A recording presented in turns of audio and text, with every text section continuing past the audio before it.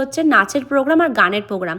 সেখানে অনেক বাচ্চা ছেলে মেয়েরা নেচেছে, গান করেছে, অনেক সুন্দর একটা প্রোগ্রাম হয়। আমিও ছোটোবেলায় জানো তো এই স্টেজে অনেকবার প্রোগ্রাম করেছি নাচের।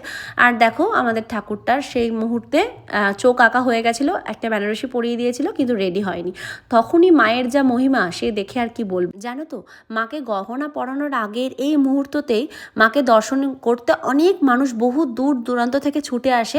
মাকে দর্শন করাতে তাদের মনের অনেক মনস্কামনা পূর্ণ হয়ে যায়, অনেক রকম রোগ ব্যাধি অনেক কিছু থেকে মুক্তি পায় তারা, আর তাদের অনেক কিছু পূরণ হয়। যার জন্য মাকে প্রত্যেক বছর অনেক সোনা অনেক কিছু দিয়ে মায়ের পুজো দেওয়া হয়। মা কিন্তু ভীষণ ভীষণ জাগ্রত। যারা বুড়িমা এখনও দেখোনি তারা অবশ্যই বুড়িমা পরের বছর দেখতে এসো। বুড়িমার কাছে তোমরা যা চাইবে মন থেকে মা সেটাই তুমি দেবে তোমাদেরকে। সাথে তারপরে দেখাচ্ছিলাম যে আমাকে বৌদিভাই যে পলাটা দিয়েছে। আর দেখো এটা ছিল জগদ্ধাত্রী পুজোর সেই 3 দিন আগের একটা নেল এক্সটেনশন ওয়ার্ক।